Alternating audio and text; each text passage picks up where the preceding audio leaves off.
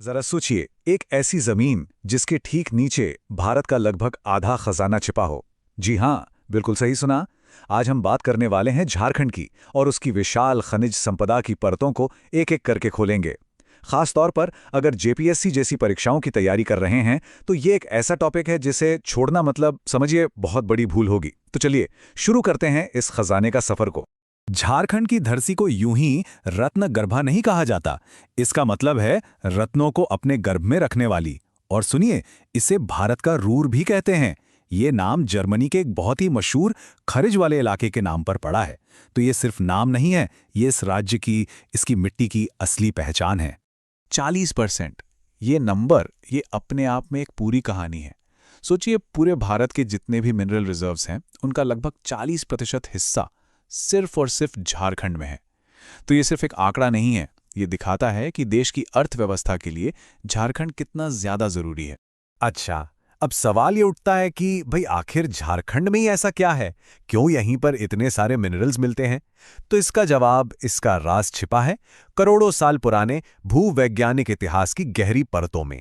देखिए, यहाँ खनिजों का मिलना कोई लॉटरी या तुक्का नहीं है। ये सब कुछ इस बात पर डिपेंड करता है कि जमीन के नीचे कौन सी चट्टानें हैं और वो कितनी पुरानी हैं। समझिए कि ये चट्टानें ही उस खजाने के नक्शे का ब्लूप्रिंट है। हर चट्टान अपने साथ एक अलग तरह का खजाना लेकर आई है। अब इसे एक सिंपल से फॉर्मूले की तरह याद कर लीजिए, ये बहुत जरूरी है। धारवाड़ चट्टानें मतलब सीधा सीधा मेटालिक मिनरल्स जैसे लोहा, तांबा, मैंगनीज। और गोंडवाना चट्टानें मतलब एनर्जी का पावर हाउस यानी कोयला। बस ये दो बातें झारखंड के मिनरल मैप को समझने की मास्टर की हैं। तो चलिए अब एक वर्चुअल टूर पर निकलते हैं। देखते हैं कि झारखंड के नक्शे पर ये खजाने आखिर मिलते कहां हैं।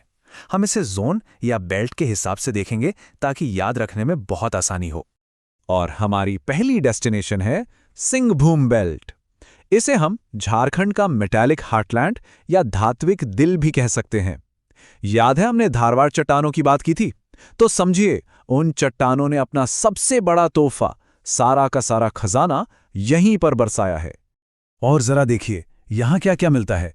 लोहा अयस्क, तांबा, यूरेनियम, कायनाइट, क्रोमाइट्स, देश के कुछ सबसे स्ट्रेटेजिक, सबसे जरूरी मिनरल्स, सब कुछ इसी एक बेल्ट में है। चाहे ईस्ट सिंहभूम हो या वेस्ट सिंहभूम, दोनों ही जगहें खजानों से लबालब भरी पड़ी हैं।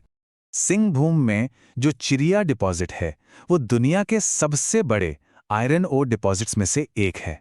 यहाँ 2000 मिलियन टन से भी ज्यादा का भंडार है। सोचिए, चिरिया, ये नाम एग्जाम के लिए बिल्कुल रट लीजिए।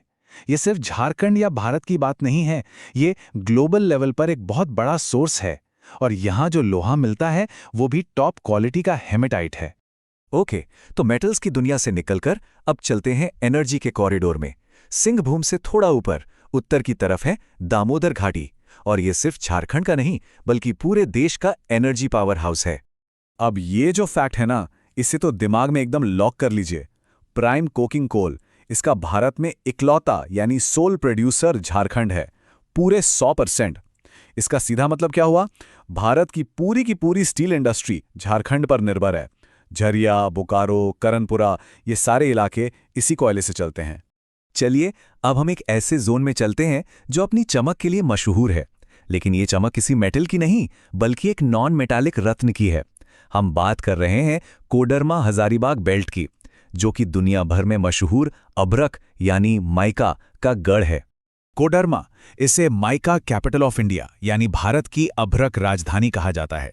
ये टाइटल इसे ऐसे ही नहीं मिला, यहां मिलने वाले हाई क्वालिटी माइका की वजह से मिला है। और हां, स्टेट लेवल के एग्जाम्स में ये सवाल अक्सर घूम फिरकर आ ही जाता है। तो अब मन में एक सवाल आता है ना, कि भाई माइका तो दुनिया में और भी जगह मिलता है, तो फिर झारखंड के माइका में ऐसा क्या खास है? क्या है इसकी स्पेशलिटी? जवाब है रूबी माइका। जी हां, ये एक बहुत ही हाई क्वालिटी का सफेद माइका है और ये लगभग सिर्फ झारखंड में ही मिलता है। इसकी चमक और इंसुलेशन प्रॉपर्टीज इतनी कमाल की हैं कि पूरी दुनिया में इसकी डिमांड है, और डिमांड भी इतनी कि झारखंड जितना भी रूबी माइका निकालता है उसका 90% सीधा एक्सपोर्ट हो जाता है। हमारे इस वर्चुअल टूर का आखिरी पड़ाव है पलामू डिवीजन। इस जोन को हम स्पेशलिस्ट जोन कह सकते हैं, क्योंकि यहाँ कुछ खास मिनरल्स मिलते हैं जो एल्यूमिनियम और सीमेंट जैसी इंडस्ट्रीज की रीढ़ की हड्डी हैं। जैसे कि यहाँ बॉक्साइट मिलता है, जिससे बनता है हल्का और मजबूत एल्यूमिनियम।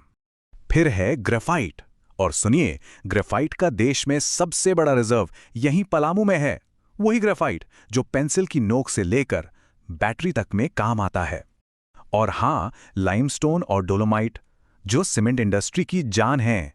तो ठीक है, हमने ये तो देख लिया कि झारखंड की जमीन के नीचे क्या क्या छिपा है, पर अब असली सवाल पर आते हैं। ये खजाना राज्य की इकोनॉमी को, अर्थव्यवस्था को चलाता कैसे है? मतलब खदानों से पैसा सरकारी खजाने तक पहुंचता कैसे है? अच्छा, ये आंकड़े देखिए, इससे पूरी तस्वीर साफ हो जाएगी। झारखंड हर साल लगभग 15,000 करोड़ रुपए के मिनरल्स प्रोड्यूस करता है, और इसमें से करीब 3,500 करोड़ रुपए सीधे सीधे राज्य सरकार के रेवेन्यू यानी कमाई में जाते हैं। यही वो पैसा है जो राज्य के विकास की गाड़ी को आगे बढ़ाता है। तो ये एक बहुत ही सीधी लेकिन मजबूत इकोनॉमिक चेन है। स्टेप 1, जमीन से कच्चा मिनरल निकाला जाता है। स्टेप 2, उससे राज्य सरकार को रेवेन्यू जनरेट होता है। और स्टेप 3, यही मिनरल्स देश की बड़ी बड़ी इंडस्ट्रीज जैसे स्टील, सीमेंट, पावर, इन सब को चलाते हैं। यही तो विकास की नींव है। चलिए अब फटाफट एक क्विक रिवीजन करते हैं। ये वो सारे पॉइंट्स हैं जो जेपीएससी एग्जाम के लिहाज से सबसे ज्यादा जरूरी हैं। समझिए, ये आपकी तैयारी के लिए एक बूस्टर डोज है। ये फैक्ट्स तो बिल्कुल भूलने ही नहीं हैं। पहला, झारखंड कोकिंग कोल और यूरेनियम का इकलौता प्रोड्यूसर है। दूसरा, भारत की पहली यूरेनियम माइन जादूगोड़ा सिंहभूम में 1967 में यहीं शुरू हुई। तीसरा, कोडरमा माइका कैपिटल है जो रूबी माइका के लिए फेमस है। चौथा, चिरिया में दुनिया का सबसे बड़ा आयरन ओर डिपॉजिट्स में से एक है।